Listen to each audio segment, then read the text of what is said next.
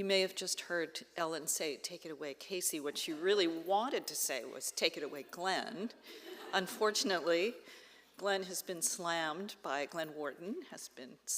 by a really bad cold, sort of flu, and both is feeling horrible, but also didn't want to infect anyone else by coming in. He really has been gracious in entrusting me to convey his words to you. I'm Casey Mallinckrodt. I'm, among other things, an alum, a proud and grateful alum of the UCLA Getty program and of Ellen's mentoring and leadership.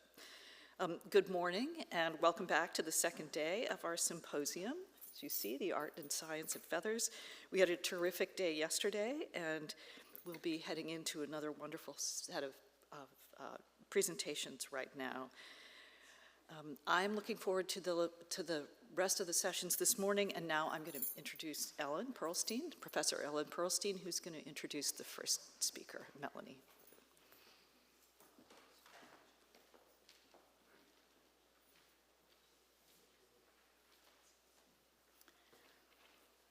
Thank you so much, Casey. Thank you, everybody, for yesterday's extraordinary day and for returning with us. Again, I'm very full of regrets that my dear colleague Glenn Wharton is not here with us either yesterday or today, but these things happen. So it's my pleasure to introduce our first presenter today, Melanie Korn. Melanie is a private conservator of ethnological and indigenous collections materials in Berlin. And Melanie is going to speak with us today about evidence of dyes used on eagle feathers in Native America. Welcome, Melanie.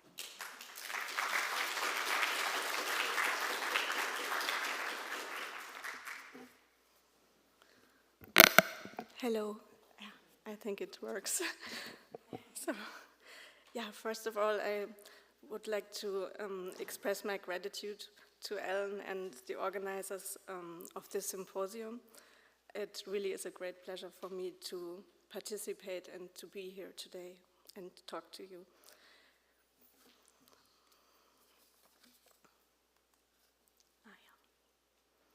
In 2022, I was commissioned with the conservation of a Native American feather headdress from the collection of the Ethnological Museum in Berlin in Germany. The permanent exhibition of the collection was about to be newly installed in the Humboldt Forum in the recently rebuilt Berlin Palace, and therefore thousands of objects had to be prepared and packed for their journey from Berlin-Dahlem to the city center.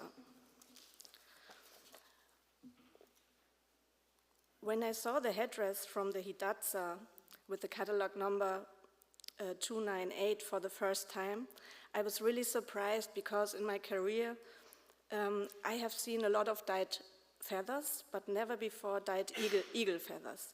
So I shared some images with Ellen, who was just as excited and amazed as I was.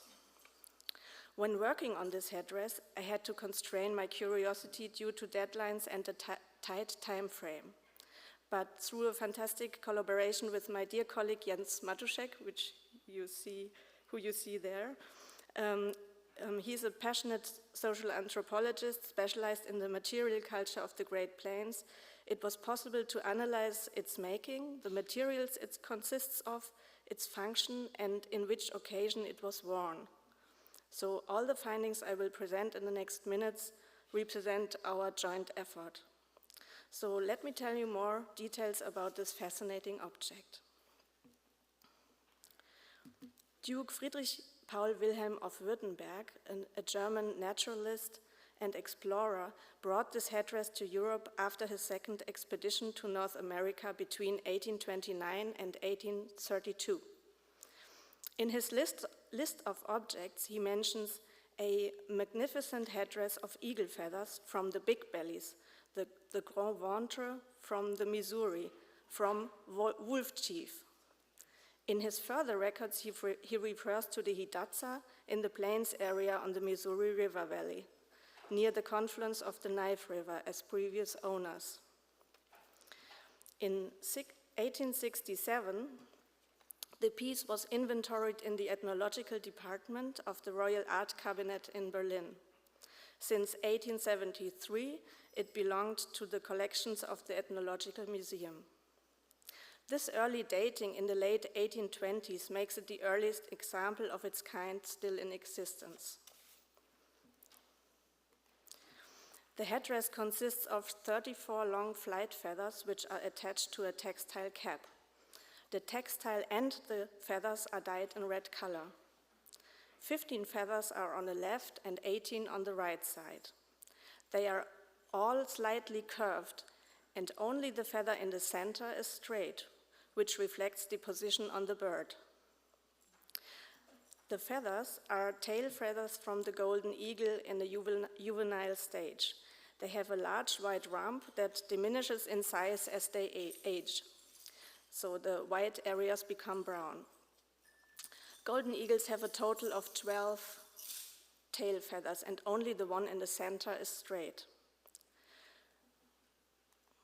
With rawhide strips and sinew, the feathers are attached to a leather band which goes all around the lower edge of the cap of woolen fabric. This edge is decorated with a band of deer hair, which is also dyed in red color and was supposed to cover the lower ends of the feathers and their attachment technique. Bundles of yellow dyed horsehair are attached on the tips of the eagle feathers and on the front, also in the lower part of the feathers. There are a bunch of feathers of the red-shafted northern flicker attached on each temple. On the front and on the sides, strips of ermine fur are hanging down. On each side of the cap, a long leather strip is attached to fasten the cap under the chin. Black feathers from crow, raven, or magpie are attached on top of the cap. The eagle feathers were connected to each other with a leather band. With this band, the shape of the headdress could be manipulated. If you pull it tight, it will be more like a straight-up style. If you loosen the band, it's more the flared type like you see today in the images. To find out more about the red dye, we looked at the headdress with a UV light source. The woolen textile of the cap is a trade cloth, or you also say strout cloth. It was produced in England and was dyed with cochineal or madder. Because of the cultivation of corn and the good accessibility via the Missouri, the villages of the Hidatsa were trade hubs for intertribal trade and the fur trade. So materials and dyes like cochineal and madder that came via these routes were used and were in great demand because of their intense colors. At the same time, natural plant dyes were still used traditionally, like for example bloodroot, which is endemic to North America and belongs to the poppy family. So what we can see with UV is a bright orange fluorescence of the woolen textile. For comparison, you can see here a contemporary object where the fabric is dyed with a custom-made synthetic dye and where we can see no fluorescence at all on the textile. The orange fluorescence tells us that probably tin 2 chloride was used as a mordant in the dyeing process. The use of a mordant influences the color and the light stability. On the feathers, we can observe a reddish-purple fluorescence, but we have to do deeper analysis, possibly, hopefully, with HPLC, to find out if they were really dyed with madder or with a different natural dye or with a combination of both. There is one other bonnet with red-dyed eagle feathers in the collection of the National Museum of Natural History. This was collected in the 1830s by George Catlin. What is important to know is that this headdress is probably not as authentic as the one in Berlin, because Catlin is known for assembling objects to receive higher prices when selling them. So, based on a drawing by Catlin from 1854, this bonnet was declared as being from the crow, or Apsaluk, I hope I pronounced this correctly, for many years. Only in recent years this attribution has been changed to the plains because their exact origin remains unclear. A later example from the time of the Civil War is in the collection of the State Historical Society of Nebraska. Here the feathers of an adult golden eagle are dyed in red color.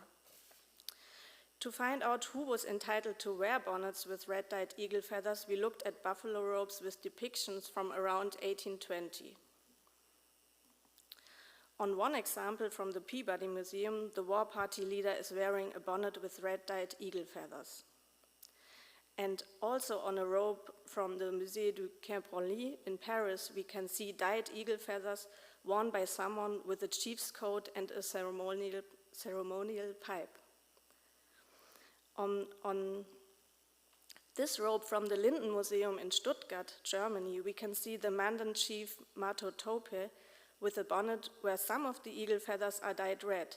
The bonnet also shows ermine fringes at the front, like the one in Berlin. So this war bonnet must have been reserved for someone who had proven military success and was most likely the leader of a military campaign. To sum this up, red-dyed eagle feathers were definitely something special, but were not as rare in the plains area around the 1820s as I initially assumed. So if one takes a closer look, they can often be found as hair decorations or on objects with a military connotation, such as shields, lances, etc. This can be seen particularly in early pictographic battle depictions.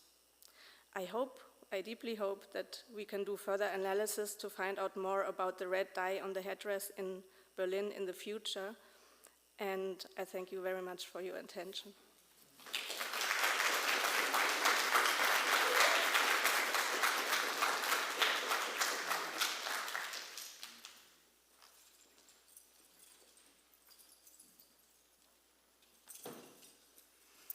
Thank you, Melanie, so much for that really extraordinary presentation about an extraordinary example that I think we need to keep doing collectively further research. I think hopefully there'll be volunteers to run HPLC or other techniques.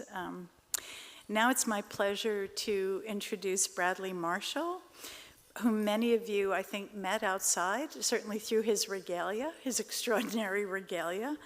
And Bradley is an old dear friend of mine, and Bradley is a Hupa regalia maker and artist, and I'm going to turn it over to Bradley right now.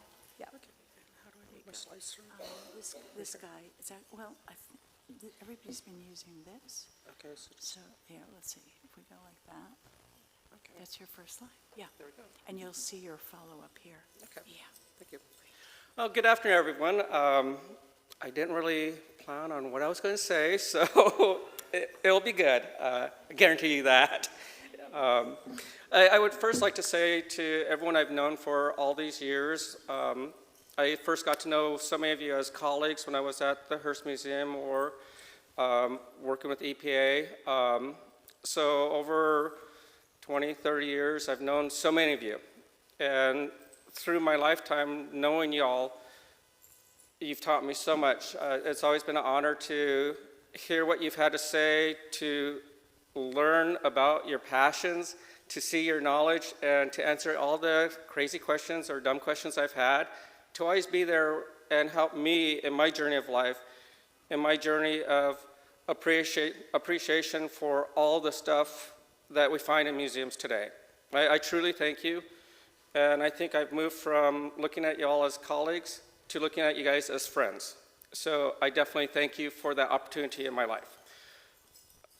For Ellen, as you go on to the next chapter of your life, I look forward to seeing all your postings of all the phenomenal trips that you're planning on taking. And I know that there'll be museum photos of all the wonderful things you're still seeing, and I plan on hearing of more activities such as this that I know you'll be involved in and putting together, because you can never retire. But it has been an absolute pleasure getting to know you over the years. I think we've known each other for 12 or 15 years, somewhere thereabouts, so very, very long time. And during that time, you've taught me so much and opened my eyes to so many different things that I'd never imagined, never thought of.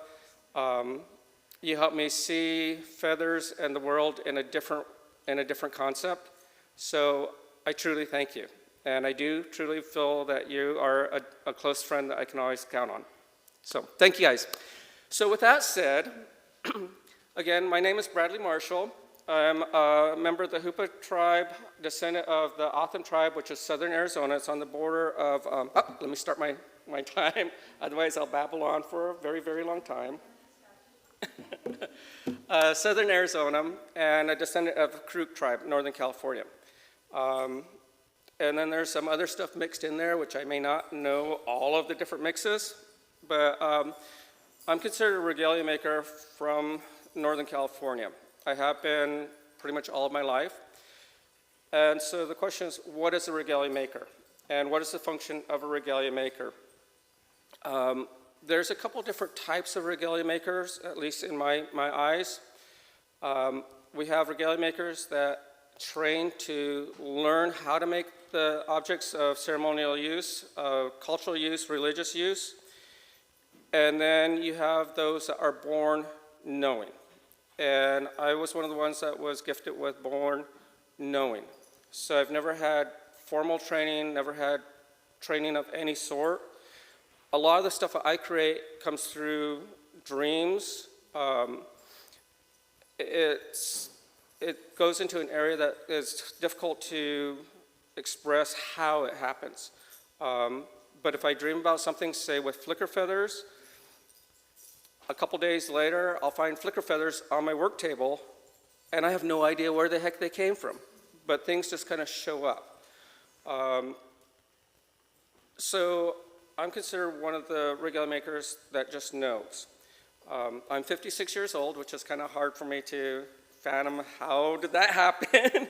But over the years, I've started looking at who's going to be the next generation of regalia makers. How is this going to work? How are we going to continue? Because within our society today, I see us as an instant society. People don't want to take the time that's necessary for creating, for gathering, for fully understanding what goes into creating. And as I've asked all over different cultures and different areas of people that I know are like me or are within the families like me, they always say, when you're gone, someone will be born knowing. That's just how it works. And so I take solace in that will happen. So regardless of what I can teach or what I can pass on to the next generation, there will be another one that comes after me that knows everything I know. So with that said, that gives you a description of regalia makers. What I'm passing around to y'all is regalia I've made. I'd like you to hear the music behind it, the sounds that it makes, because that is part of what the object is meant for. Feathers, everything involved in it, so you can see what is used. You can also smell some of the dance on it. I don't use pesticides in my storing of stuff, and so it is completely safe to smell. If it's a hat that you want to try on, feel free to try it on. But I feel that it's important for people to have tactile contact with the object to fully understand the object and the life behind it. So in regalia seen as art, over the past 30 years, I've seen a real emergence within local art within my communities and all over, where it's now being put into murals. So in the center is a mural done by Brian Tripp that has the designs and his concept within it. And then you've seen regalia come out with the same abstract types of paintings within it. The photo of the two standing in a jump dance headdress, that's on this far side, that's actually hanging in the local bank. That was done years ago. In that headdress, it's done with woodpecker heads, and it takes roughly 50 pileated woodpeckers to make the headdress, or about 150 acorn woodpeckers to make the headdress. And when I decided I wanted to do one, I didn't want to take that many birds because I just don't like taking animals. I'll use them when they come to me, but I don't go out and actively take them. And so this was the concept I came up with. And so this is done out of beadwork. It's worn on the head like this, and you can see the shine in it. When I first constructed this, because it's so contemporary, so vastly different than anything that is within the communities, this is the first beat it to come out. I wasn't sure if it would be accepted, utilized, or what the response would be. This was readily accepted within the community. So the first dance it came out in, it was utilized. I was teasing the gentleman that wore it because he always has a huge, huge smile. I'm like, man, you're going to Hollywood with that on. You got the sparklies on the head. You're looking like a light show. So I totally had to tease him, but it was really special to see it. And then this past year in Hupa, it was used as a centerman piece of regalia, which is the highest level that this could reach for what it's doing. But it's serving its purpose and it's meeting its needs.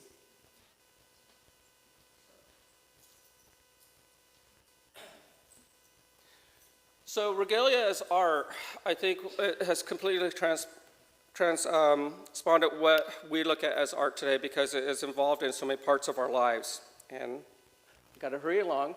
It's found in our everyday lives, so I put some objects out, and there's some pieces that are being handed around of spoons and different things where we can find the art from our culture within it. The dresses that we use, you've seen the dresses, that is considered a high art within my community. And it will also take in basketry, all sorts of things. Feathers, you can find on the top, they're mourning feathers for brush dance, and those are done out of the red-shafted flicker with eagle plume. And so I knew that there was going to be discussion on flicker through here because that's such an intricate part of California native culture. It's considered a medicine bird. So I decided to bring a headdress with flickers on it so you can see the color, the dynamics of that feather. I'm not sure why, but the red-shafted flicker is considered a medicine bird through tribes from up in Alaska all the way through into Arizona. I've seen it used on the East Coast, but it seems for some reason to transcend all the different tribes, and it's considered a medicine bird. It's a member of the woodpecker species. So I'm not sure what the connection is, but for Pomo, it's a high bird to have, as you've seen yesterday in Sherry's presentations. You got to see the dress today. That dress has been utilized since '96 when I made it. And the dress itself is no longer used just in ceremonies. I've had so many young girls take their high school photos in it. It's called the red dress. It's the only dress in my community that has been given its own name by the entire communities around. So everyone refers to that as the red dress. I never seen that happen before. I can't explain when it happened or how it happened, but it happened. Art of ceremony. So this is our ceremony. As you can see that we use a lot of feather work within our ceremonies. The feather work is considered living regalia, or a living art form. And that's me back in the day. But the agile, and you can see I have a flicker feather necklace on that I had created. That's the only one that has ever been out there. Don't look at my hairy chest, but you can see the detail within the work of the stuff. The headdress I'm wearing is my work. Everything actually I'm wearing there is my work. So that was taken during the 90s. In the early 1990s, we had almost a renaissance of art and regalia within our communities. Our dances, we decided that we were going to no longer have drugs or alcohol at the dances, so signs went up. That was stopped. I was the first one to bring back dressmaking within the community and a lot of the other stuff that I was creating and trying to show people how to do. And so it was considered a resurgence for the regalia making within my culture and my area, which was fascinating to live through and be a part of and still recognized within the areas as doing such. Living culture and living regalia. There's a difference when you look at regalia within the communities. In museum communities, non-native communities.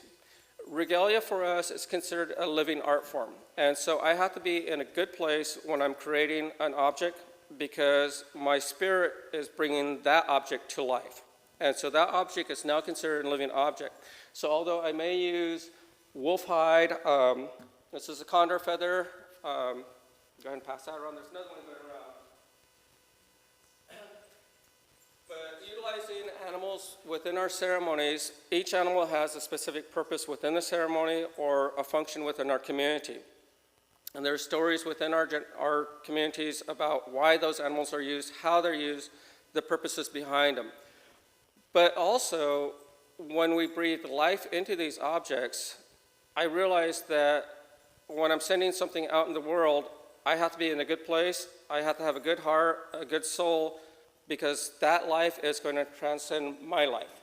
So I can look at these objects today that are created, that you guys are being able to touch, and hopefully, my time's up, but I'm just going to keep going. But hopefully, 300 or 400 years from now, these objects will be still floating around, possibly in a museum, as teachers for the next generation to be able to look at, understand, and in some cases, like red abalone, we may not have red abalone, we may not have some of the other animals that are utilized in it, so people will be able to understand it.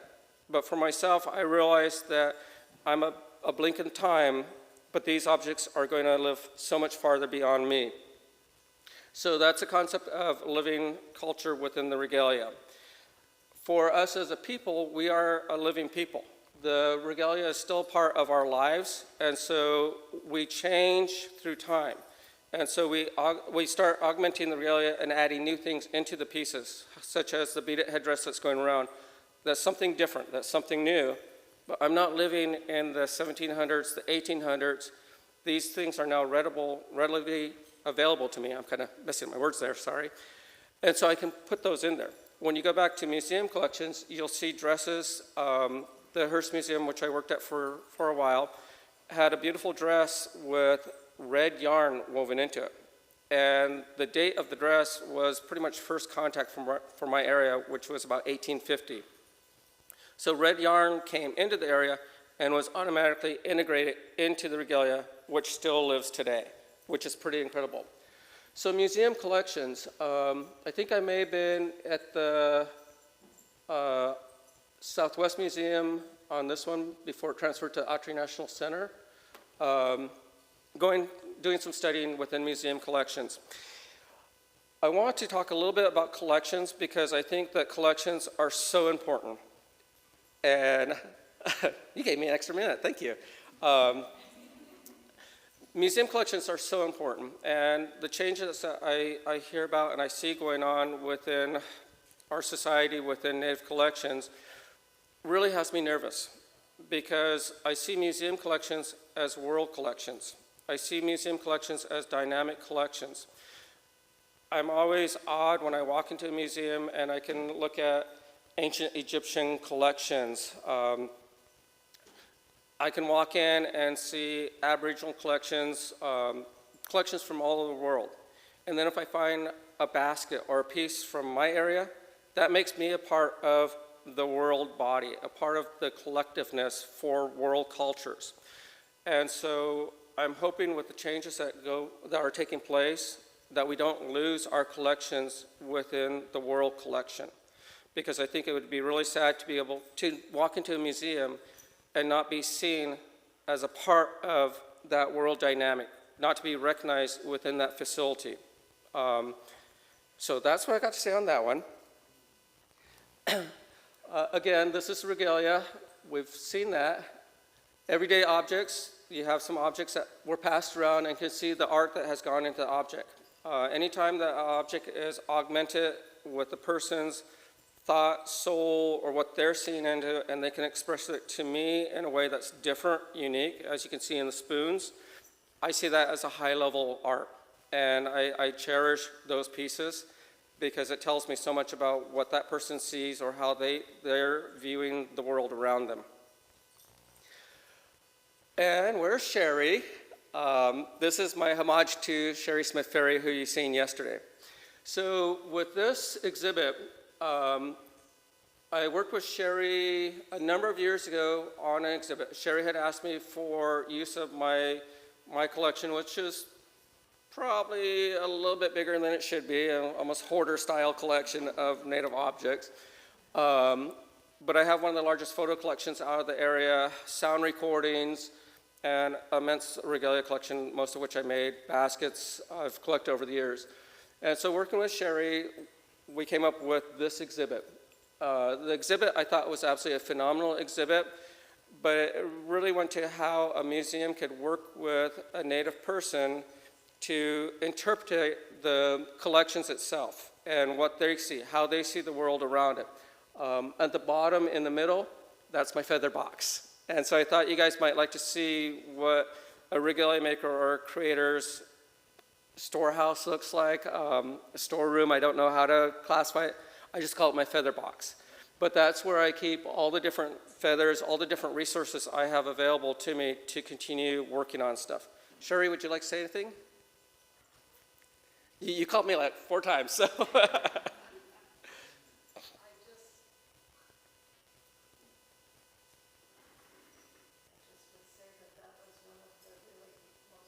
Experiences I had ever working in a museum was being able to finger the feathers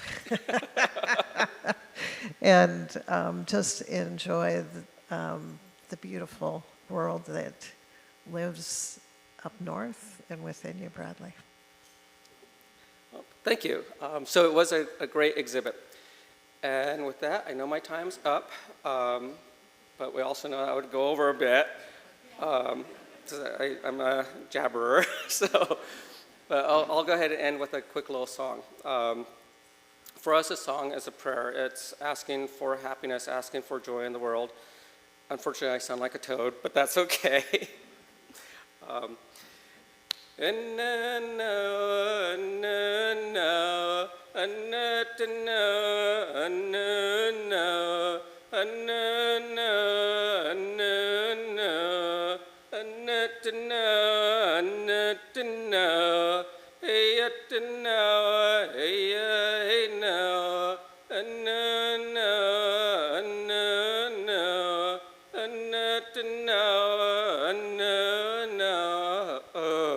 So with that, thank you. It's been a pleasure being here with you all. And if you have any questions, feel free to ask.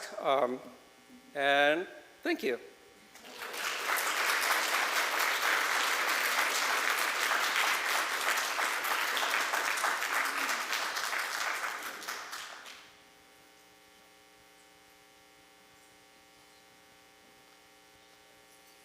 As usual, I'm speechless, absolutely speechless, but we will, of course, follow the next 2 talks with another 30-minute opportunity for discussion, so please, I know you're ripe with questions for both Melanie and Bradley, but we will circle back. Next, it's my complete pleasure to introduce Geneva Griswold. Geneva is a conservator at the Seattle Art Museum, and she's one of many treasured alumni from the UCLA Getty graduate program. Geneva also managed to find a passion for featherwork as when she was a graduate student. And Geneva is going to present thesis research, but also her now much more developed views about the significance of working collaboratively with communities in the conservation of featherwork. Geneva.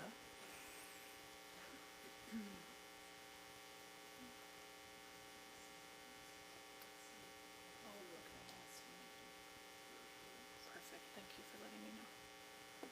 Great. Good morning, everyone. Thank you, Ellen. I'm so honored to be here in celebration of Ellen and amongst so many feather enthusiasts. It's really nice to be back here. Feathers have been a true through line since I was a student of Ellen's, and when you are a student, you are forever a student of Ellen's. So it's just such a pleasure to be with all of you. And thank you so much, Bradley, as well, and Melanie. So I've had the recent pleasure of working with Ellen on a forthcoming paper that compares 2 strikingly similar feathered war bonnet conservation treatments.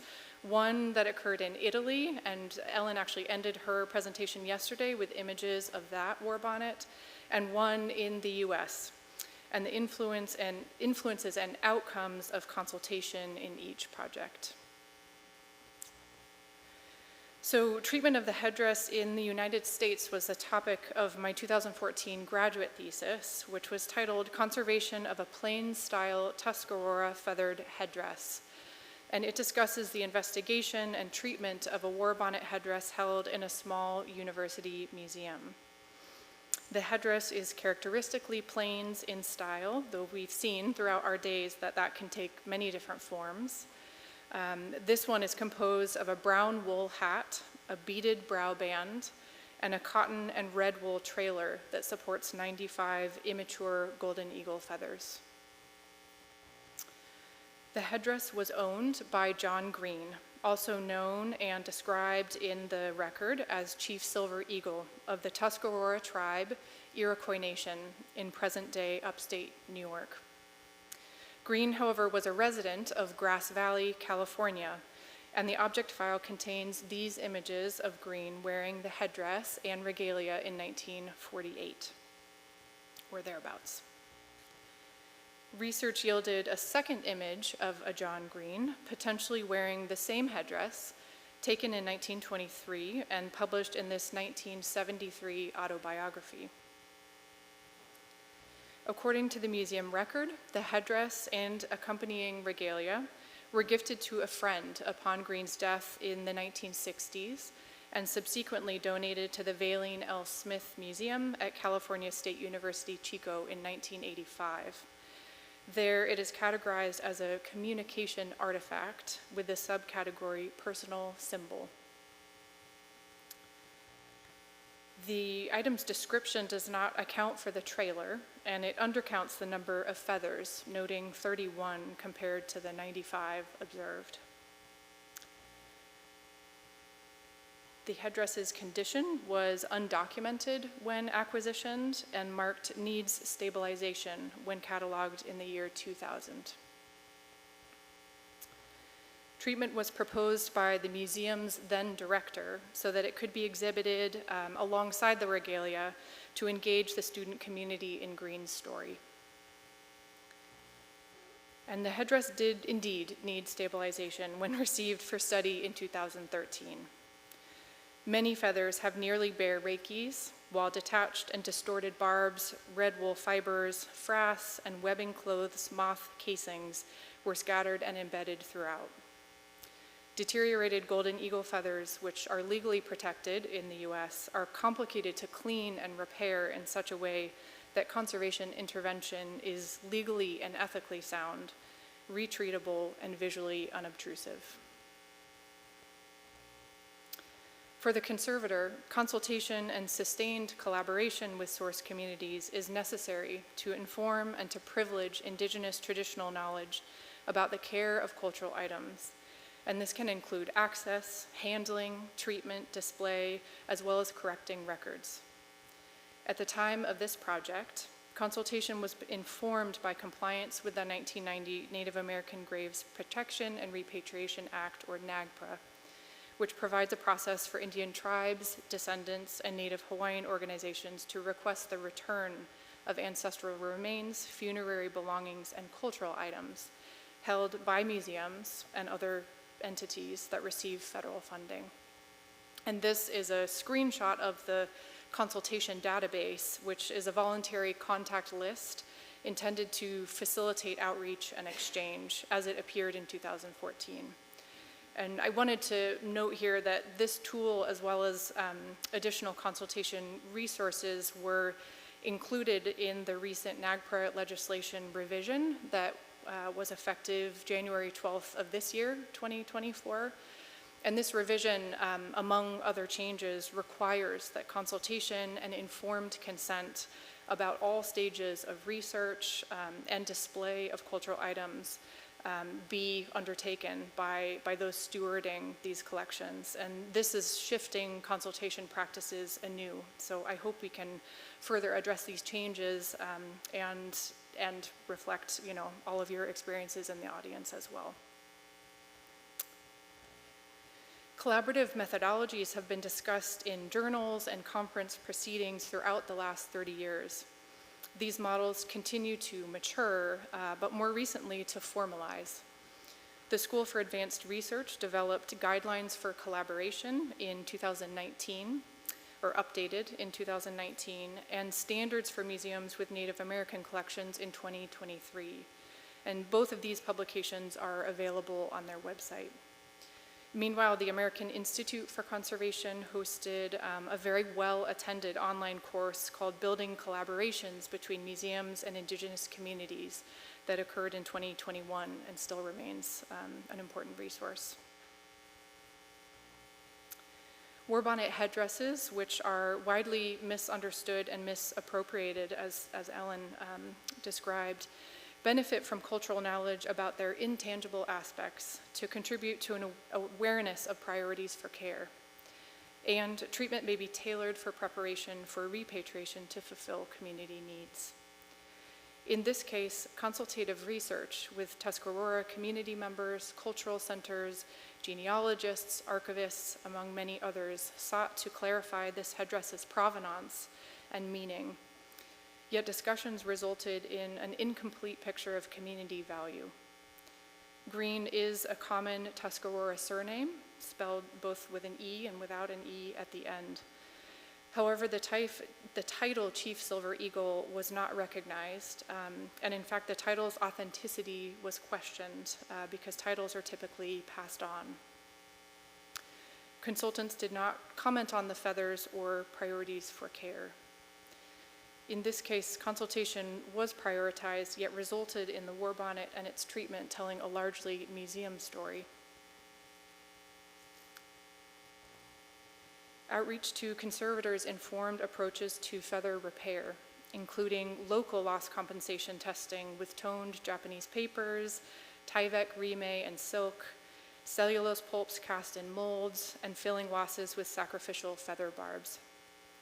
Ultimately, the severe distortion of the eagle feather barbs and their overall weakness prohibited successful attachment points for these fill materials, and the feather's percent of overall loss required a more holistic approach to reintegration. Consultation with all parties led to the development of a full feather insert made of hand-dyed and trimmed turkey feathers, 2 different types of turkeys, and the inserts can be temporarily positioned behind the eagle feathers to visually integrate losses during exhibition only. The intention was to increase legibility of the headdress and thereby its owner while minimizing handling of the original feathers. These inserts are optional, recognizing and hoping that future reconsideration of Green and his regalia might develop from new relationships and approaches in the future.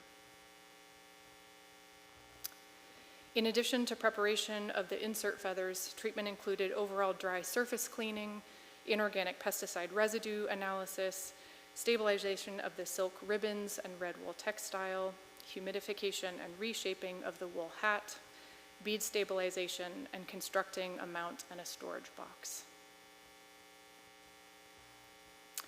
In retrospect, we question whether this headdress was suitable for display at all, given its lack of context and potential for interpretive harm. The story that this headdress was intended to tell could have been clarified.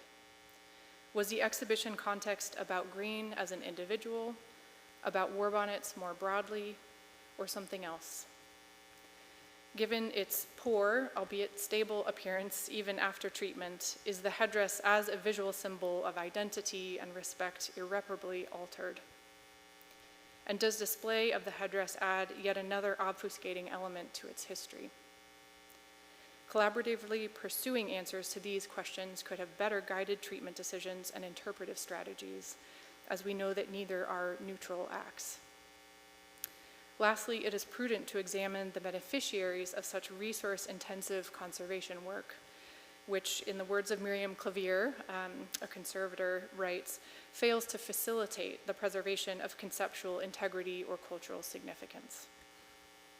Had any of the Native community members consulted about the headdress been asked directly, they might have encouraged that efforts and energies be given to different museum items. Those that could fulfill student and museum goals, yes, but most importantly, the goals of a community. In this instance, consultation should not only happen, but it should aid in deciding whether or not interventive treatment is carried out at all. Thank you. And thank you especially to Ellen for being a thought partner and developing and prompting these reflections. So, thank you.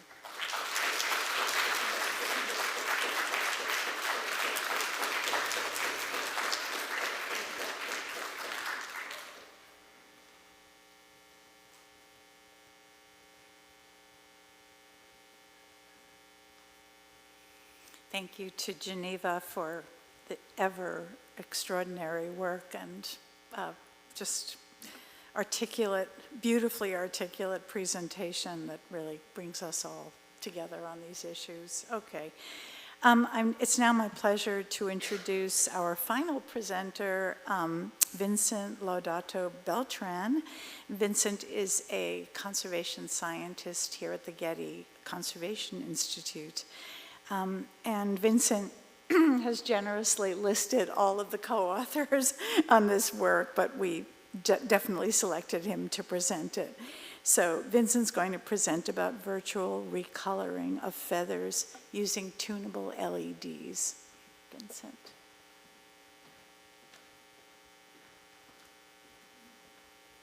All right.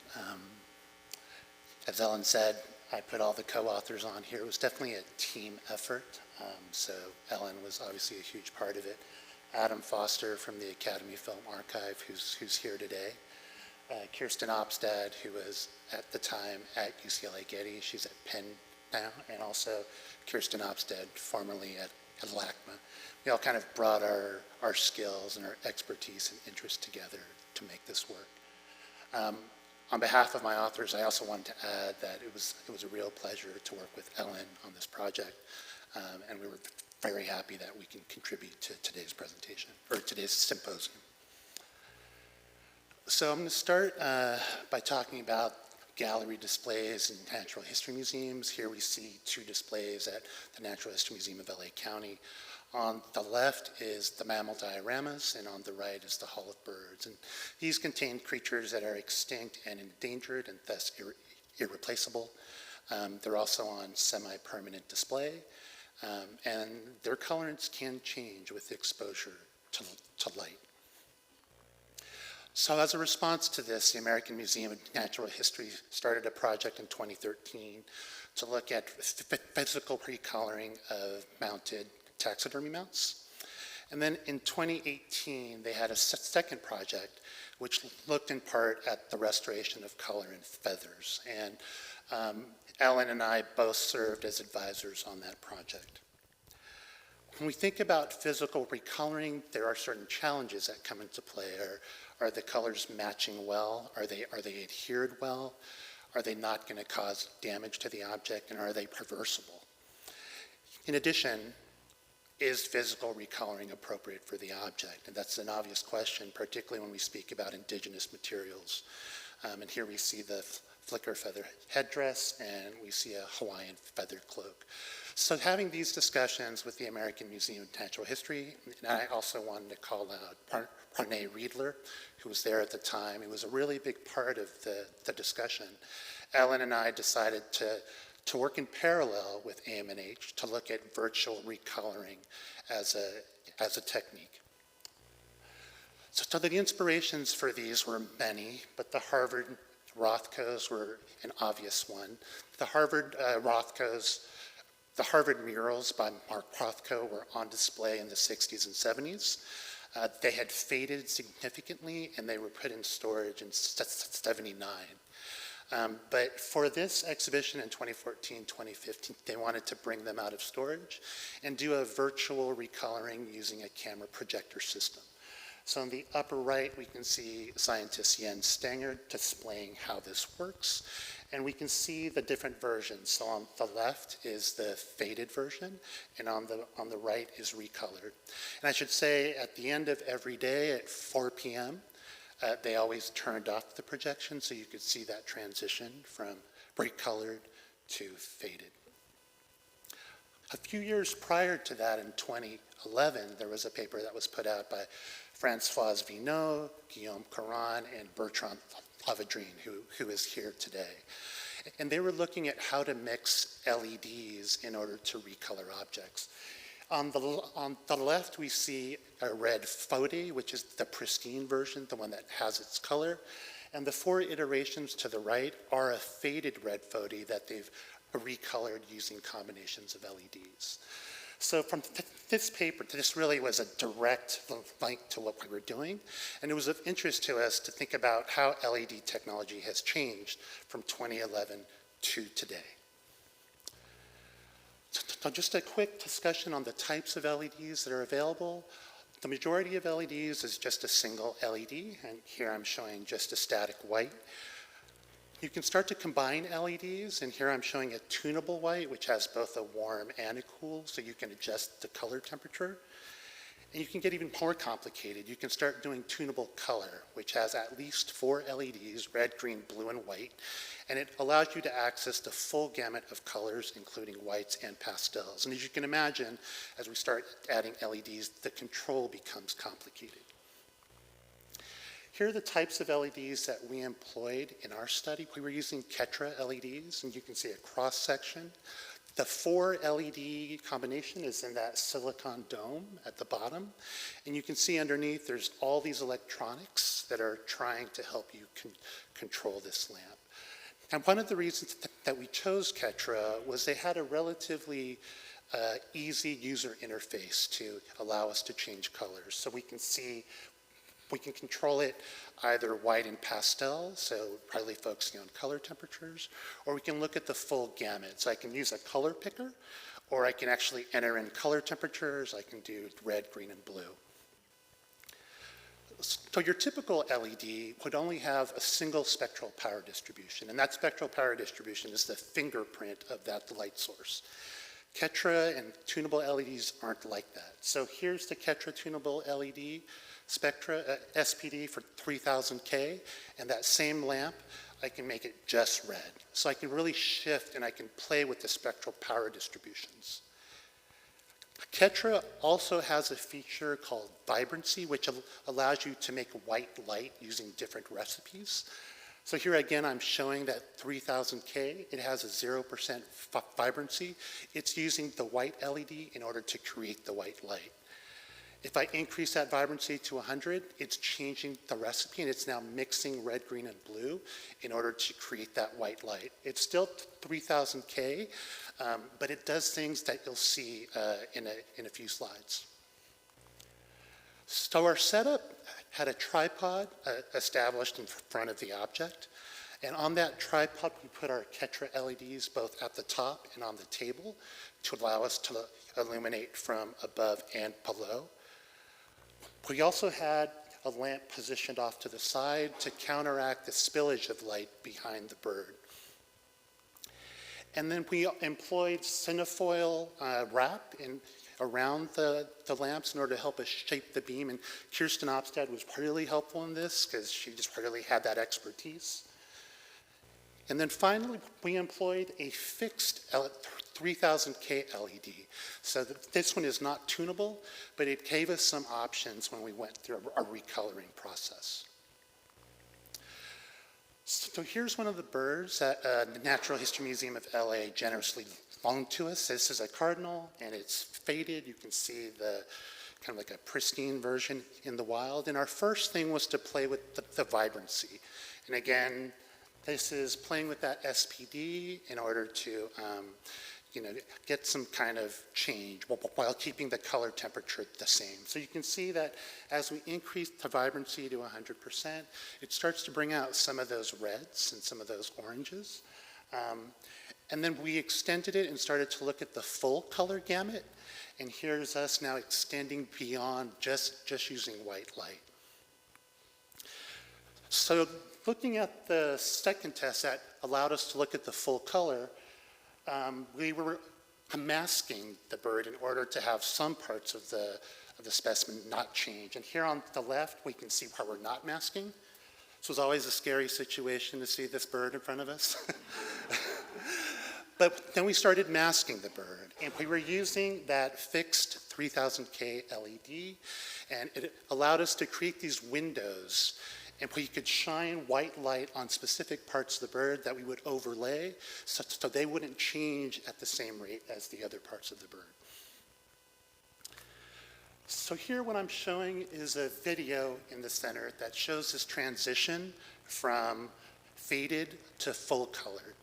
And obviously we can just show the bird in its recolored state, but I feel like this technology gives us the opportunity to be more dynamic about this. And it allows us, I think, to provoke the audience and have them ask questions. A, is our recoloring terrible, or is it good? Questions of authenticity, questions of the meaning of conservation. Also, how does light both damage and restore objects? And similar to the Rothkos, I also really appreciate the idea of giving breath to these objects, giving them like new life. This is an object that probably wouldn't be on display, but it gives it some utility in the collection and gives it, this sort of new story to tell. We were also interested in looking at feather regalia, and here we see the flicker feather headdress.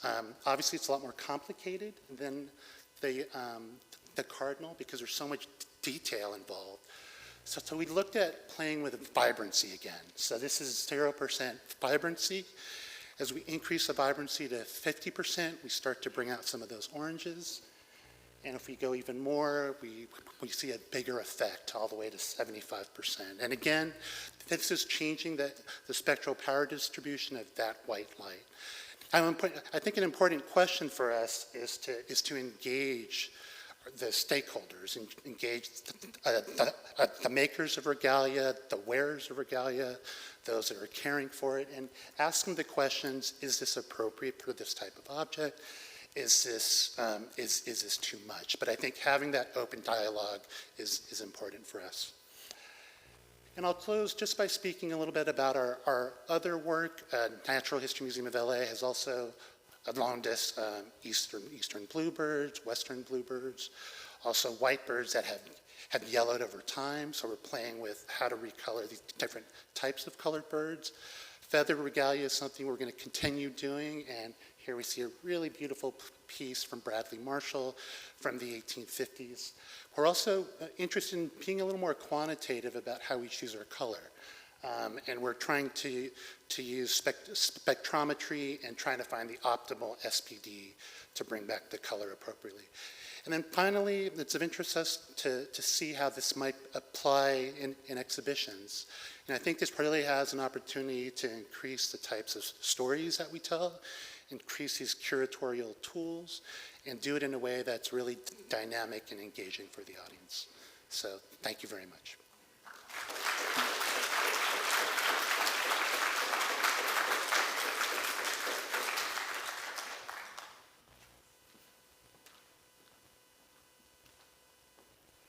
Thank you so much, Vincent. You always nail these presentations that are complex and, yeah, multi-topic. I'd like to invite Melanie and Geneva and Bradley to join Vincent and I up here, and we're going to engage in your questions and our questions.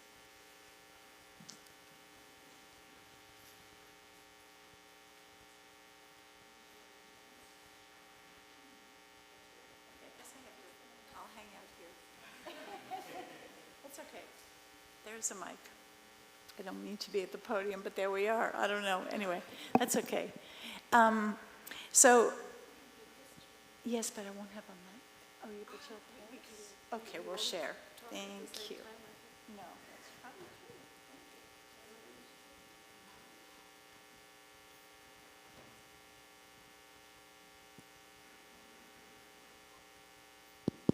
Yes. Thank you. Okay. So again, I'd like to do a round of applause again for these four extraordinary presenters.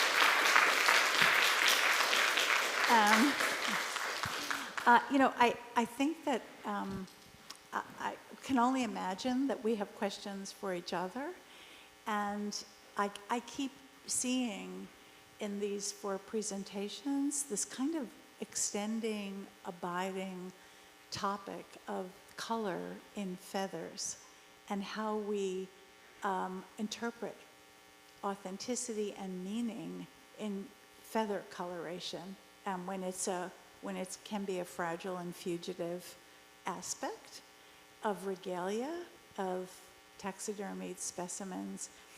And I'd like to actually ask each one of these presenters today about, like, for example, Melanie, a question I have. So I in the case of red-dyed eagle feathers, Melanie did point out that I was incredibly surprised by these. And I realized that I had been maintaining a personal bias that said that these eagle feathers, which are so revered by indigenous communities that I've encountered, across the United States, that I presumed a certain kind of primacy that would not have ever led to them being dyed. And I wonder whether yourself or Jans in your discussions have talked at all about that notion, like the intangible aspect value of eagle feathers, but yet your documentary evidence showed that this was in fact a very special form of war bonnet. And you showed us depictions of red war bonnets. But was there ever any sort of thought about,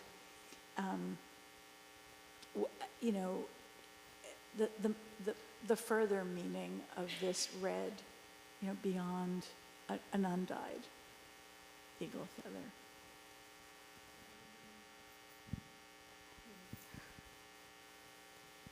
Yeah, I think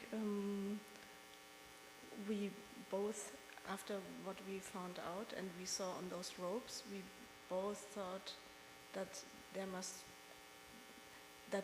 a dyed eagle feather must be something like even more special than the undyed one. And Jens also told me that I think also, for example, and I would like also to ask to the audience, that we had the impression that also this straight feather is also something very special, because it's only there once in one tail, and it is also documented by one author. She I think was living for a certain time with the Hidatsa, and she described that you really have to, that it's really an honor to receive one straight feather, and that it is really something special that you have,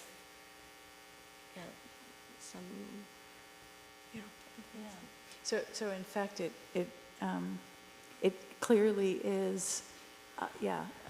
A more, it has sort of additional further meanings, very contrary to my own mistaken, kind of intimation about what those feathers might mean. I have all sorts of other questions as well for Melanie, but I want to be sure that I think I'm also very much interested in the ability of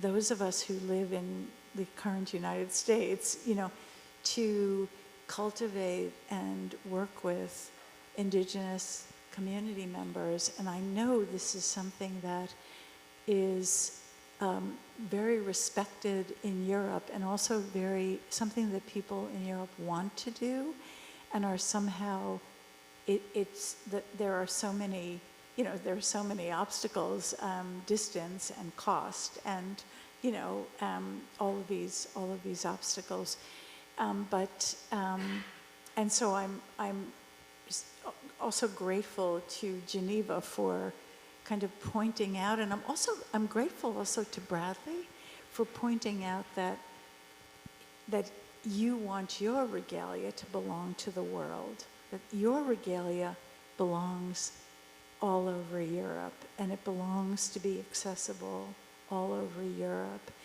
And I don't quite know if I have an exact question here, but it's just a comment and an observation, and something that I feel very motivated by, of how do we break down these barriers where our colleagues in Europe are much less able.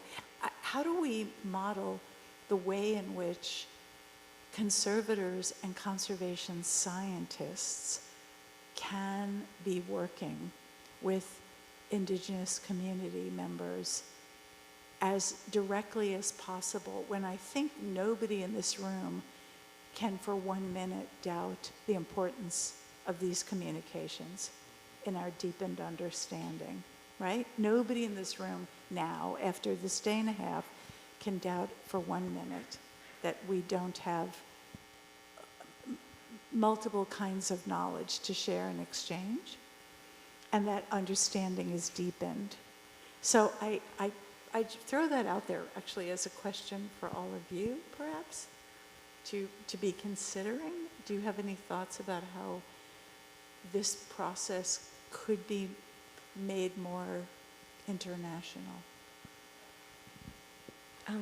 I think it's always a matter of time and personnel, and this was the problem a little bit in our case, because it was really a tight time frame and there was no curator really, so I looked to find Jens to work with me together. I was looking for him, and I found him, and it was really great, but he was not working at the museum at that time. So I think I think it should be like more accepted, and then also planned to use time for such a thing. For this collaborative efforts. Yes.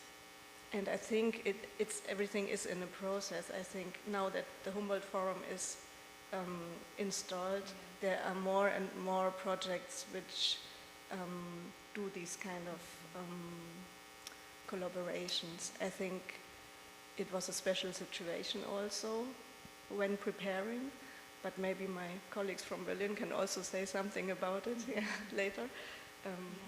I think it's in the minds already, but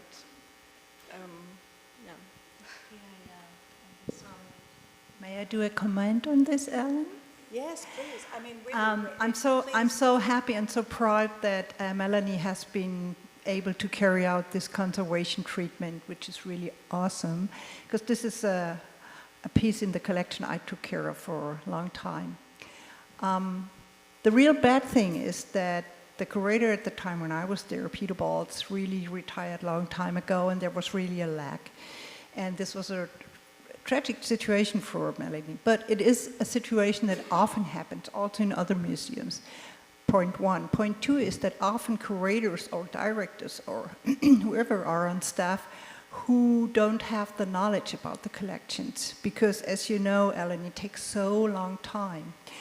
And since I'm here now on this Fulbright scholarship, I'm really thinking of, because this is really based on a transatlantic knowledge transfer. I think there, if you ask for how can we make this more international, of course, somebody like you who comes to us to Europe and really browses around all these museums and asks all these questions is one point, but the other point also would be, if possible, that colleagues from here, from museums, or even from universities start building up relationships to people there, to curators, to directors, to conservators, and say, hello, here I am, because this is the third thing, that often they don't even know who to talk to, whether indigenous people, curators, directors, because there's no connection. And as we all know, this is not going to build up just like that. So if there is more interest from here to go towards Europe, to go to the specific museums where we know there are these collections, and there might be or there might be also a desire to be more connected. I think this would be a good way.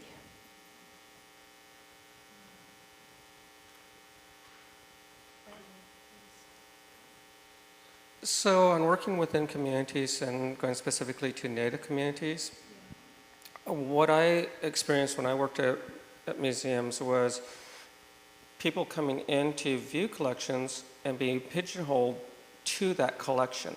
And so depending on what tribe they're coming from, being viewed as they were only interested in that one specific tribal group, that one specific tribal collection, without realizing that they are part of the world and want to explore everything else that they can.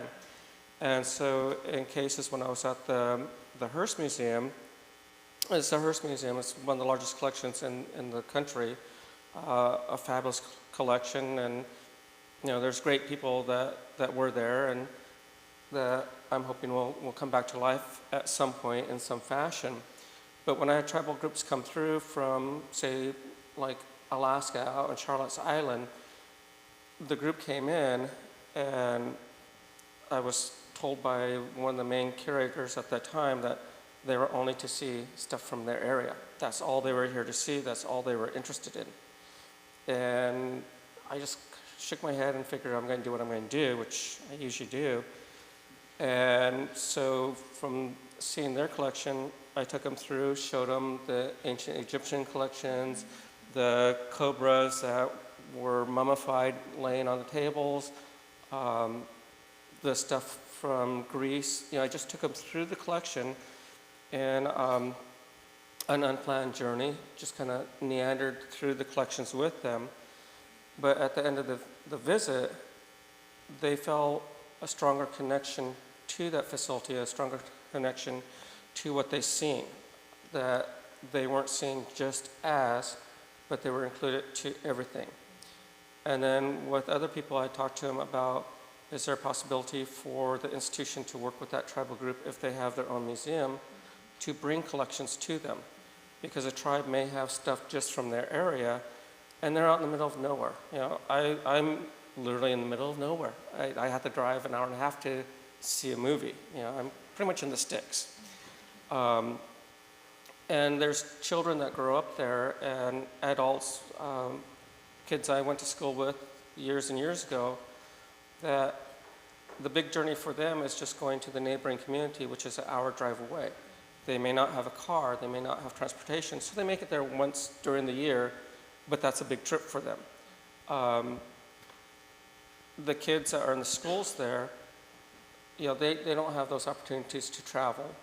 A lot of people on the reservations don't have that ability to travel to institutions such as here, Hearst Museum, Chicago Field Museum, Smithsonian, or those accesses. And so the concept I was putting out to the museums is work with the communities and say, is there something that you'd like to see? Maybe one of the small tribal groups up north would like to see some stuff that the Getty has. Is there ways to bring some of the sculptures in or things that you unite with them? Because then you truly create that partnership that they can start trusting, knowing that you're there and wanting to work with you. Yeah, thank you, Bradley. That was, really, really great. And, I think, so not only, is there, it's a sort of a narrow understanding of what people want to be exposed to, and I actually think that repatriation and the laws surrounding repatriation also jaundice the understanding about the fact that people want to see their belongings and they want to see, cultural materials from elsewhere in the world. And it's not only about repatriation. And I think I found that actually when I was in Europe, part of the reason why curators were kind of avoiding having these conversations was they were terrified of repatriation requests. And it was really having a chilling effect on even having the conversations in the first place.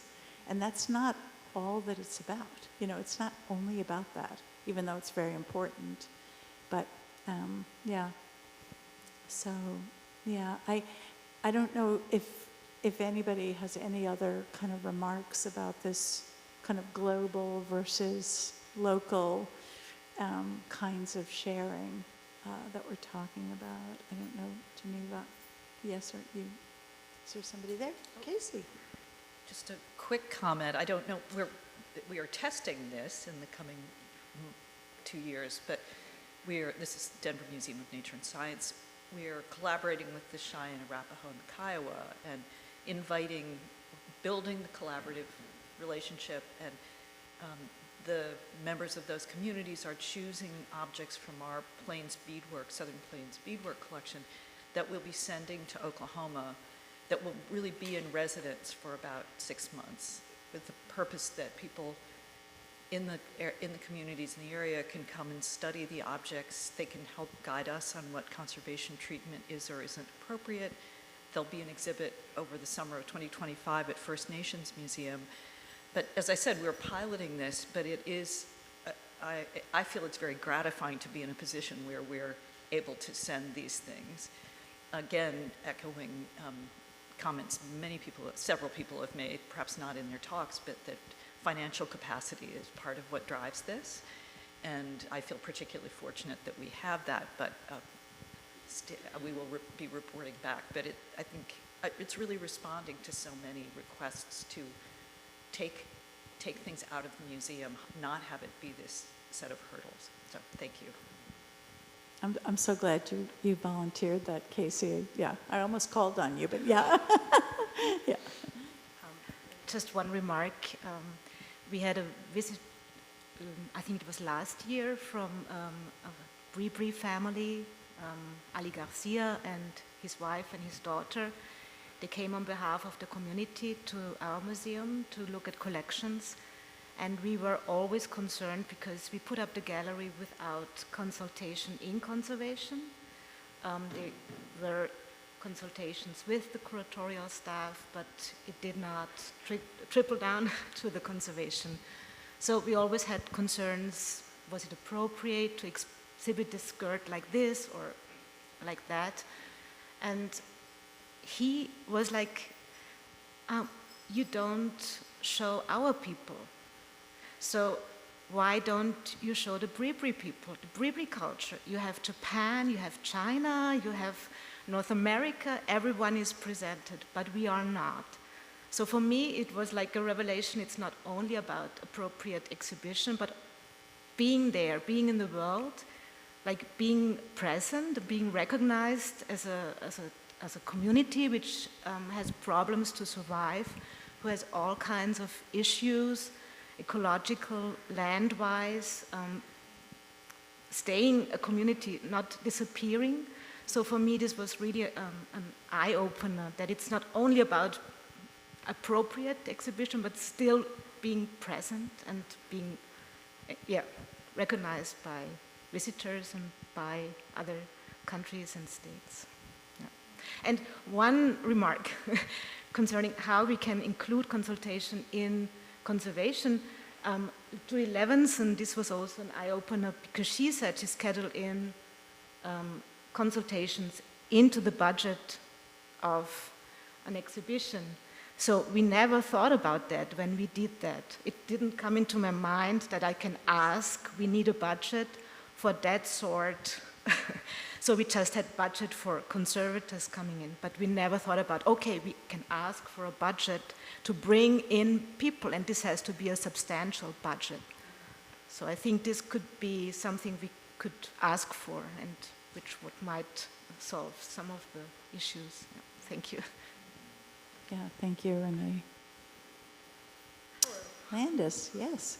Landis, I should point out, was the force behind some of the sources, probably all three actually, that Geneva referenced from the School for Advanced Research, the guidelines for collaboration, the coursework and collaborative work. Yeah, so shout out right here. Well, I was just curious if you ever work with regalia makers, or if regalia makers are making the repairs themselves, maybe in your lab, but how much do you draw on that? Is it directed to anybody in particular? Anybody. Yeah. Did you guys get that? Making repairs? So my understanding of the question was, are the regalia makers currently making repairs within collections or on older objects? The answer is yes. And so myself, I've been taking in an odd amount of items, I'd say. I'm a little overworked right now with the amount of items that are coming from the late 1850s, maybe early 1900s. But the requests that are coming in are different than I'm used to taking. And I think I talked with Jane about this a little bit yesterday, because she was one of the conservators at the Hearst Museum when I was there, and I always found her work fascinating because I couldn't understand how you can spend so much time in one small area. I understand the necessity and the beauty of it. I just couldn't wrap my head around that because I'm a little OCD and just kind of spun out there all the time. But I've had these collections come in that I've actually had to step back and start spending that type of time and understanding why I'm doing it. And so in the case of a dress I just returned to the owner, I think it was last week. I had it for a bit over a month, and then she was pushing for me to hurry up and get it done because she wanted to use it this year. And in a dance that's coming up, I think, within just a few weeks. And in that case, it was difficult because the dress itself had a lot of missing dangles. The leather, because of the age, had dried, become fragile, and so it was starting to tear really easy. And just by handling it, I would see different rips developing, and I was like, okay. And the person that had it had just rolled it up and handed it to me. And I was like, okay, it's different than a museum would take this. And I'm like, what do I do? And so I had to spend a lot of time thinking of it not from a museum standpoint on conserving the object to last and not be handled. I had to come across from the concept of how can I repair this, continue the integrity of the visual item, but make it strong enough to last another 100 years, now in use. In use, yeah. And so, it broke some of the norms, so I went in and replaced the missing dangles, used a stronger thread that I know would last. The back part I covered with a stronger material, sewed the entire surrounding of it, only used a water solvent glue to touch to hold my material in place so it could be removed if necessary. And then for the rips, sewed that within the material so it stabilized the rips. It took me several days to get it done. Also put leather behind the outside of the dress where it wasn't visible. So when the object was complete, it was ready for use. It would last. All the stress and tension from the weight of the dangles, the areas that were being broken through the years were then secured, but the person could use it. And so that is happening. The other thing that is happening, and I think Sherry Smith-Ferry was hoping that I would kind of allude to this at one point, was the condor feathers that I sent around. So in the case of the condor feathers, they left my area roughly 100 years ago. The Hearst Museum had 3, the Smithsonian had 3 or 6, no, 3, Field Museum had 3, Clark Museum had 3. I found just a very small example of that one set across the country. And it intrigued me, and so I was able to go through the repository, bring condor feathers back. I brought the condor feathers back 25, 30 years ago, and the local community is like, that's a buzzard. Well, why are you doing that? I'm like, it's actually a special buzzard. And start showing pictures of it. And then as the years passed, it became integrated in. Stories became alive again of the condor itself as not just being a scavenger, not just being a buzzard, but actually a buzzard flies higher than an eagle. And so the prayers that were bestowed within those objects were taken at a higher level. And so then the importance, if that specimen became relevant within the culture. And then as time progressed, the Yurok tribe, which is a neighboring tribe, wanted to do a restoration project and bring condors back into Northern California. And so at the beginning of the project, I was one of the ones that they contacted for all research I had done on the condors, photos, and then the feathers that I had specifically, how those were used, how they were interacted. And so that was an opportunity to bring that back to life as well. So working with them, they did bring the condors back into the areas. Was it 2 years ago now, I believe, Sherry, that the condors were released in Northern California. And so we now have condors flying again, but a lot of that push was based on the use of the condor within the regalia, the openness of museums to allow me to go through the written information that they had, because a museum is more than just objects held. A museum holds a lot of written information, photo information, documentary information that is necessary. Mm-hmm. So yes, there's a lot of different areas that regalia makers are impacting the community through museums. And are you actually collaborating with conservators on any of this, or is it sort of separate? Am I collaborating with conservators? Mm-hmm. I know I spend a lot of time with conservators at the Hearst Museum watching, trying to learn. Okay. I've talked to different people over the course of time about their concept on how something is done. So I did gain a good background of conservatory work. Am I fluent with it? Right. No. But again, it's a different perspective when you're trying to create for dance versus...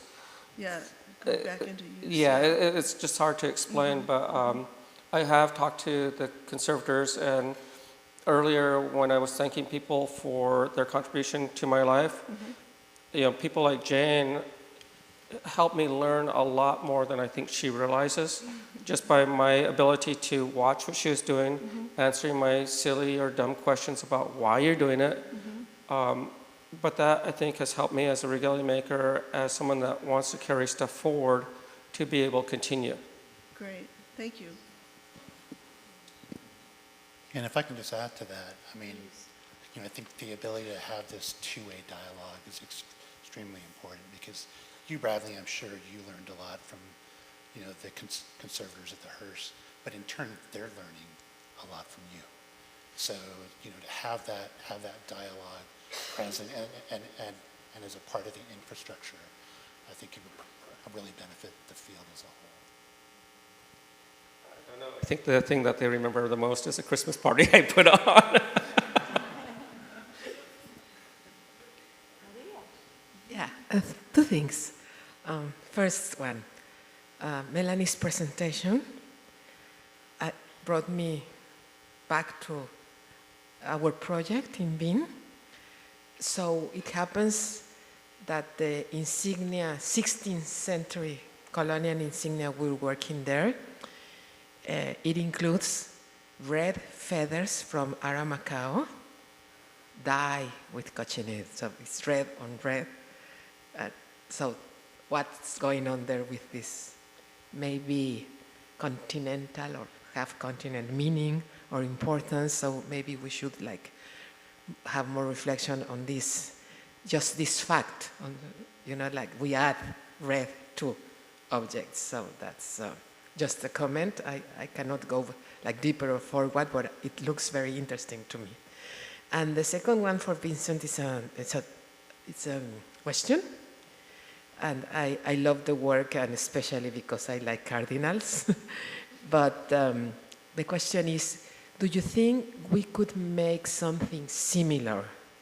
I don't know what would be the techniques or the tools to show that those areas with brightness or iridescent colors when they already fade from, let's say, an iridescent plumage of a certain bird, or is just for compact as the red of the cardinal?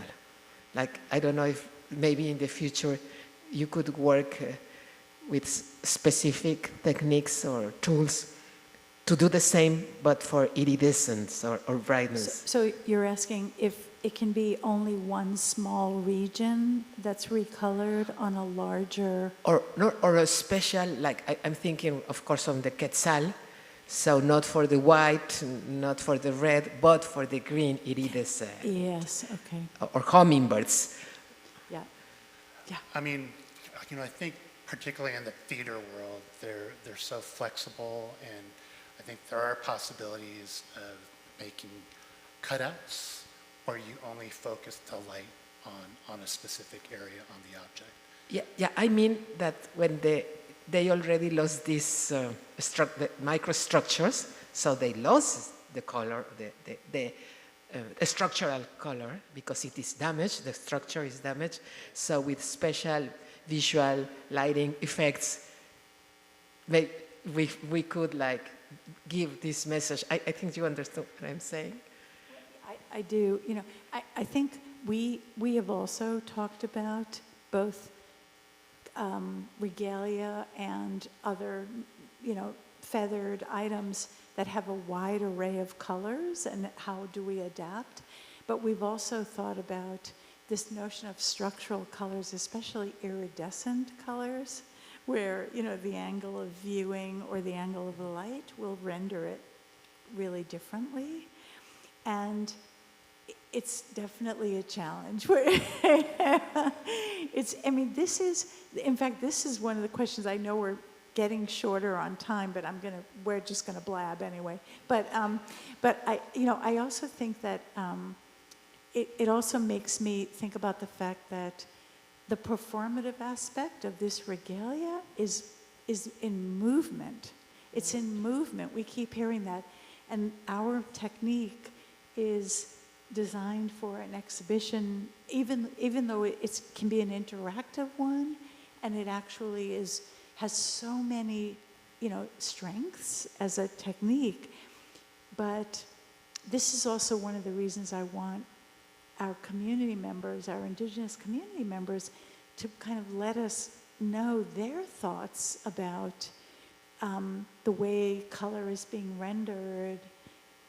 Again, it's back to this notion of the authenticity of the color. Who is choosing the color? When do we know that we've got it right?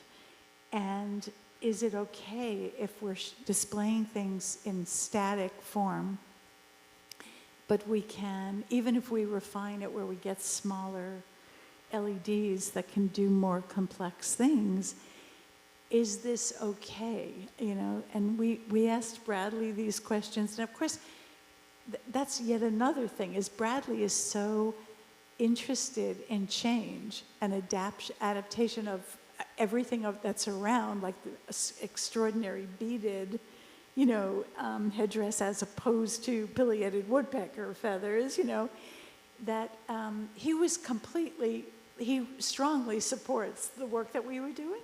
We had him bring his regalia, we were relighting it, you know. But it does raise all of these really interesting, challenging questions, Maria. Yeah, thank you for bringing it up. Yeah. I don't know, Vincent, do you? Yeah, I mean, I guess I was just going to add, we've started with birds that were more simple, just to not complicate it. But I think we're always interested in finding other problems that are out there and exploring that. I mean, as a scientist, I'm really interested in just pushing the envelope and seeing what we can do. But then I do need Ellen and everyone else to tell me when I've pushed it too far. That's important. But yeah, other examples, I recall going to Spinach and hearing about collections that had albino versions of the bird, and can we use color to transition between the albino state? Super interesting, and I mean, come to us with your examples.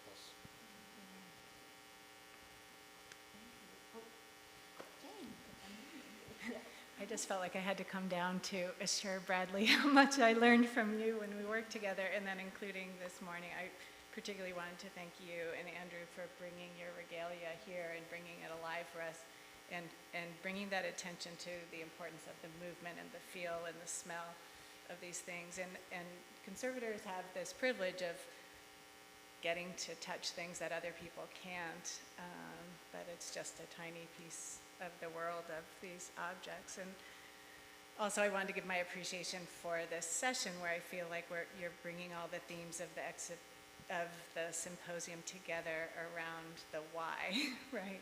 And the importance of making time for these conversations that focus on the goals for all the work any of us in this, in this community, in this room do. In Geneva, I was thinking, I hadn't heard your thesis before, but often conservators are working for a client or working for an exhibition, and maybe not with as much time as we'd want. And wow, you could really miss the question of, is this the thing we should be doing? And is any of this what we think it is? So I appreciate bringing all these conversations together in a way that represents everything I've learned from Ellen. So. Yeah, I mean, I too, I'm going to turn it to Andrew, but, I too, hearing Geneva 10 years later essentially say, okay, that was a great project. I learned a lot from that project. I exercised so many technical skills. I consulted not only with the community of origin and found a very complex set of circumstances, but I also consulted with so many conservators to talk about feather compensation, right? And then now, 10 years later, saying, why? Why did I devote a year of my life when that's a huge resource of time and money? How are we deciding what it is exactly we're devoting ourselves to?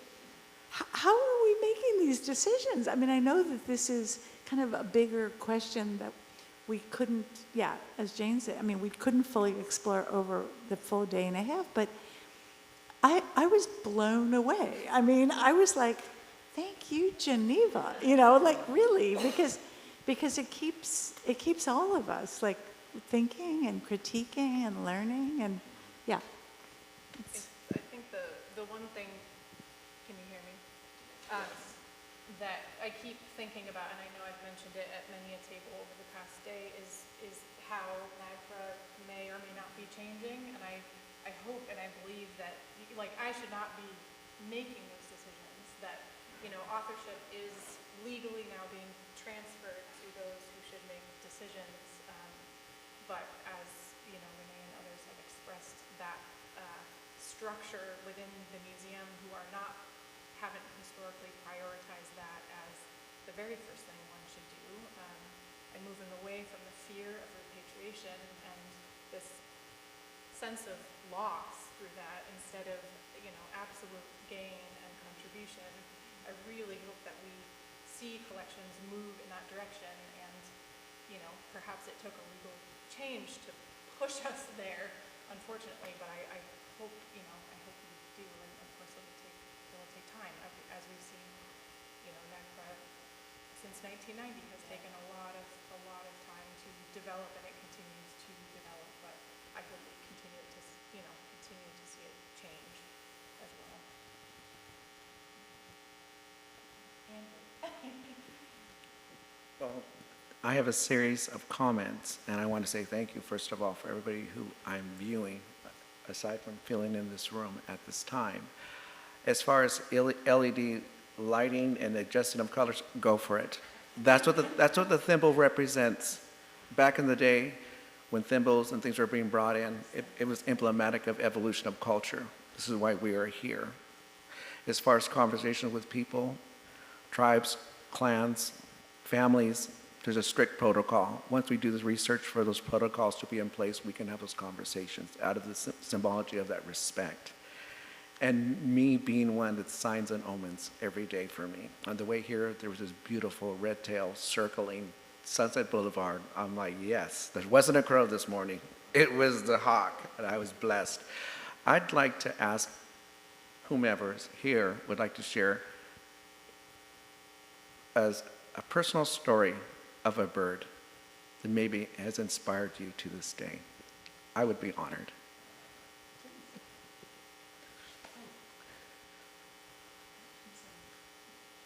So the question was, anyone here within the panel have a personal story of a bird that's inspired you to today?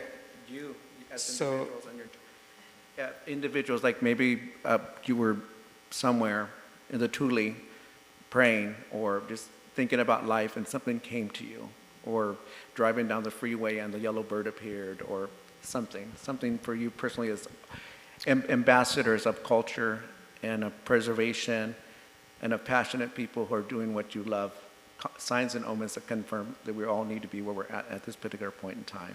This is what I'm feeling and seeking to hear in your words as well. I don't dare tell you how many times I've been driving down the freeway and the bird appeared.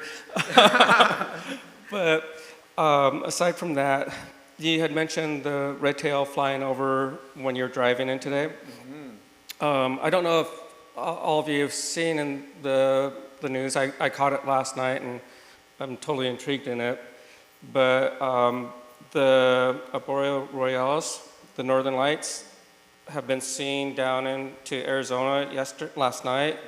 They were seen in Australia.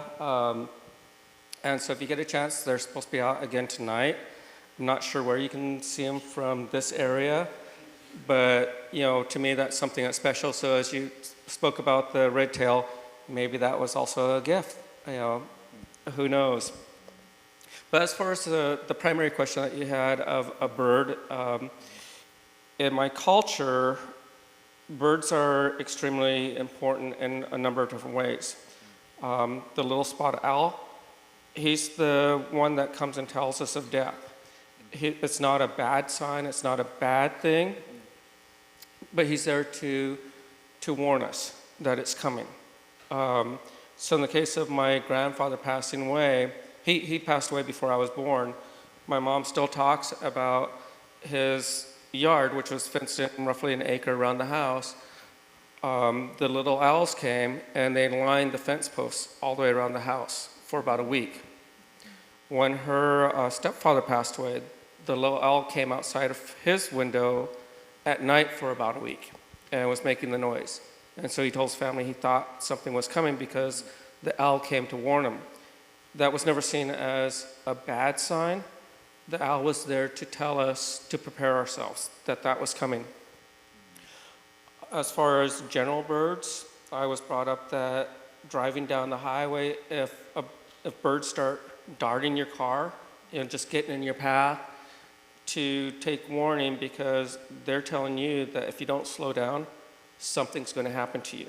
You know, there's something ahead. So they're willing to sacrifice their lives to ensure that you're okay, because inside them, they know there's something.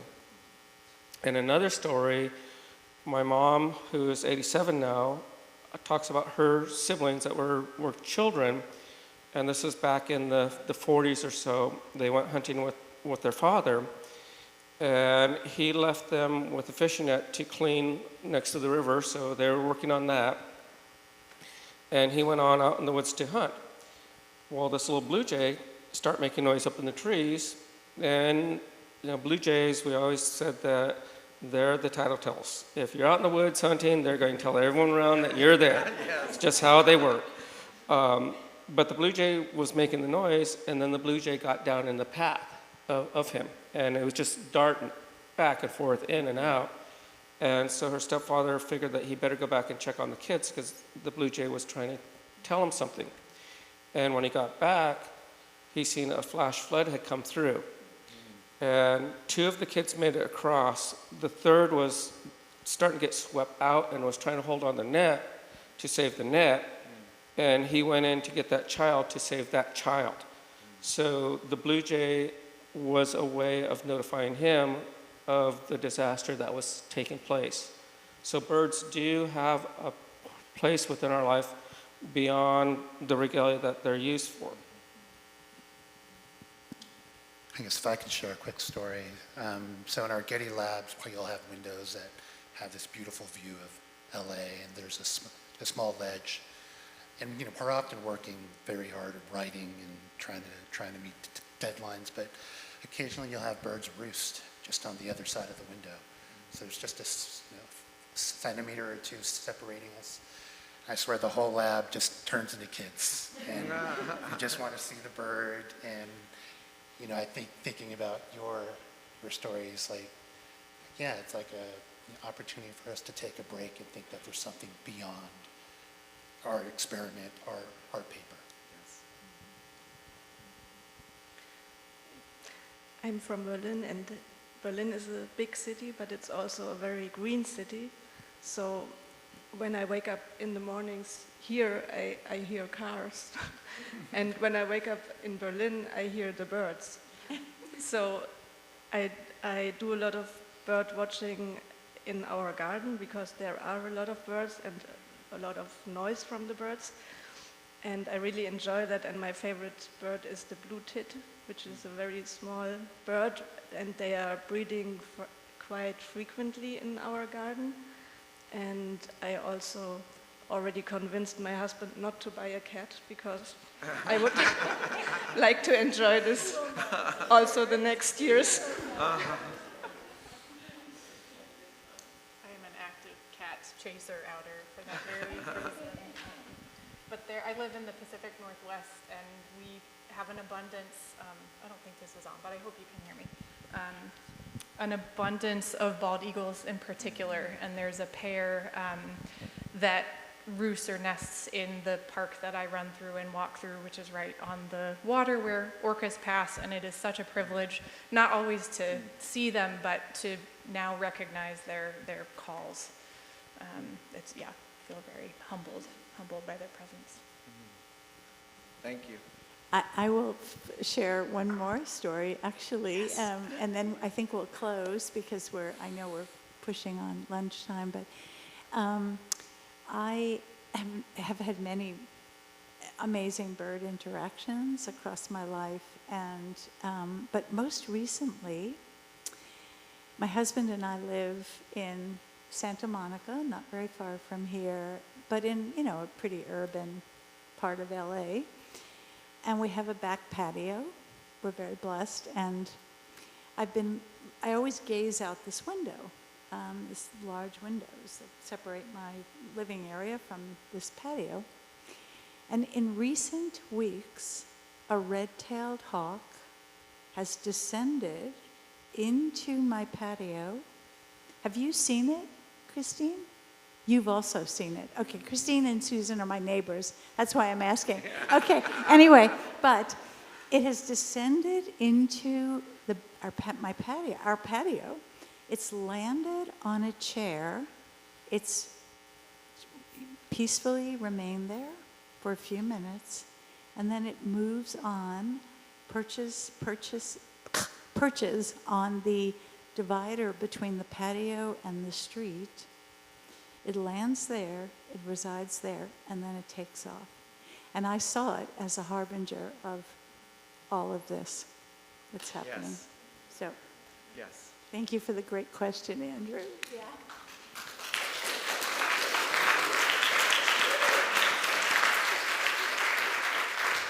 So another round of applause for this glorious group and all the presenters, all of them. Yeah.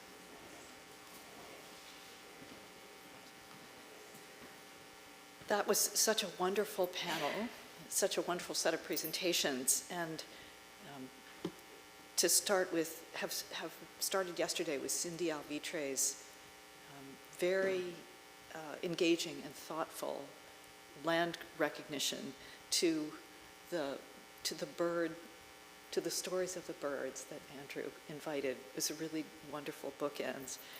Again, I'm not Glenn Wharton, but I am, again, privileged that Glenn has empowered me to share his words with you. And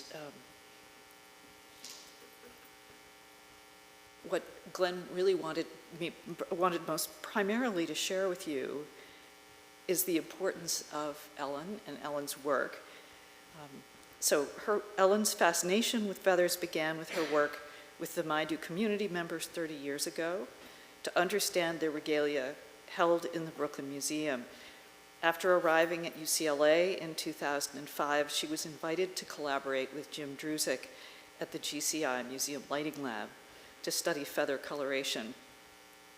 During her most recent turn towards collections of American Indian feather work in European museums, Ellen was struck by the broad emphasis on provenance research, including ethnological materials, and we certainly heard a wonderful presentation about that from Ellen yesterday, and know that that work is going to be ongoing. Ellen's interests and contributions extend well beyond the work she has done with feathers. Of all the contributions she had made to the UCLA Getty program in the field of cultural heritage conservation, Glenn has asked to highlight one. That's the developing of the Mellon Opportunity for Diversity in Conservation program and the field, program.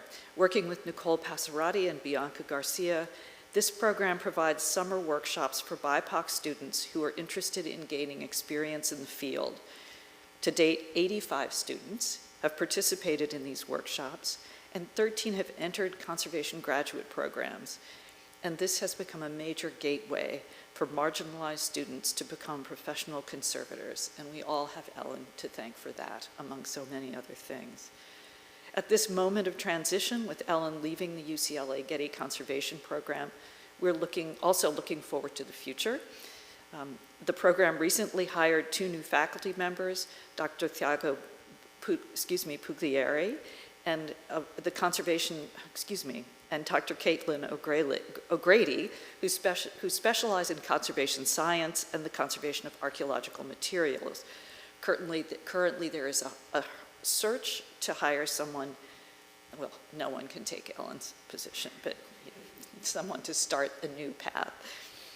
The program was awarded 2 new positions within the UCLA Bruins Rising for Native American and Pacific Islander Faculty Initiative. These positions will be filled over the next few years, and they'll further position the program as a vital center for research and teaching over a wide range of issues, from scientific study to indigenous engagement and repatriation of cultural heritage materials. In addition to faculty, the program recently hired Anya Dani as Director of Community Engagement and Inclusive Practice. In her capacity, Anya is developing programming with community partners, including the African American and Native American scholars, students, and collections caretakers.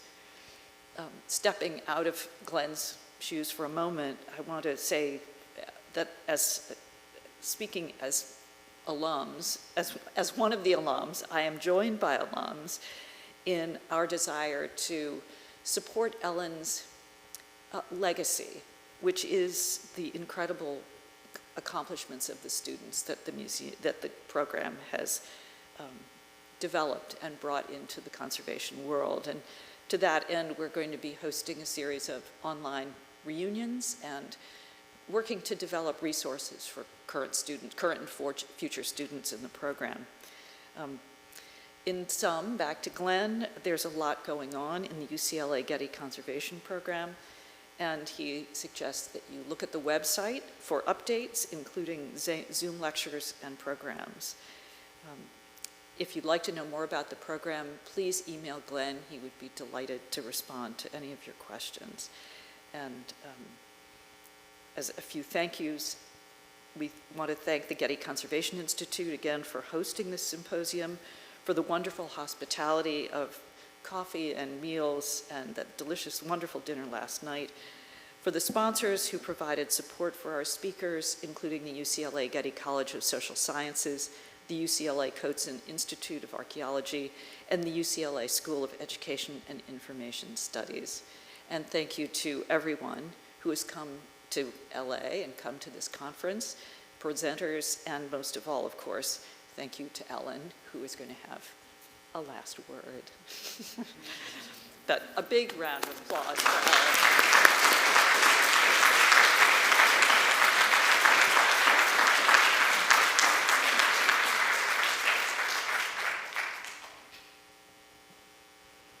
I just want to kind of end this program with some shout outs because, you know, within each of these larger organizations there are individuals who behind the scenes have contributed so mightily, and I hope they're in this room right now.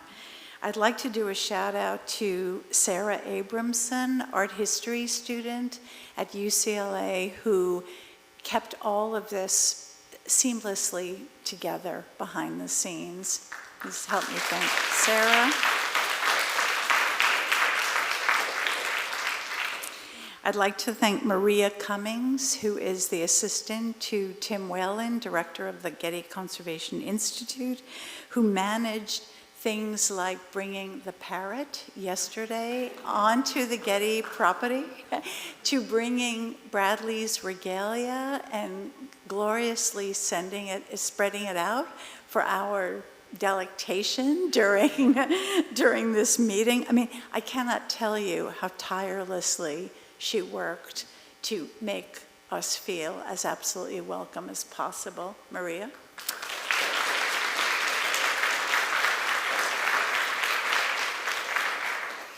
To Kimberly Chen, who also just quietly moved around and made things start on time, end on time, you know, had the lunch moved to earlier and then later, just quietly making this all like an absolute pleasure for all of us. Kimberly?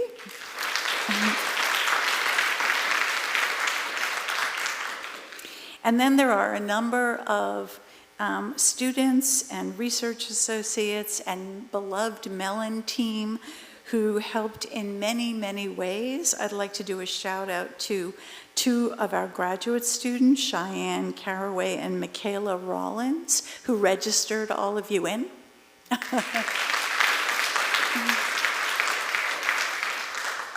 Additional support was provided by Justine Wubold, our research associate and sustainability guru, who also helped register you in.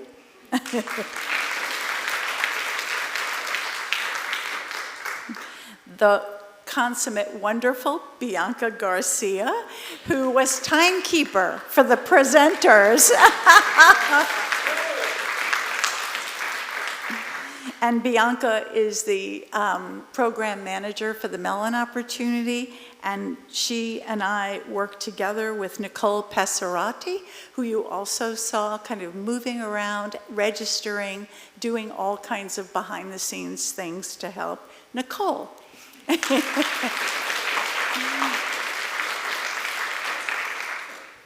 And finally, I have to just say, with all my heart and soul, thank you to Casey Mallinckrodt, who stepped in for my unfortunately beloved Glenn Wharton, who is not with us today. Casey.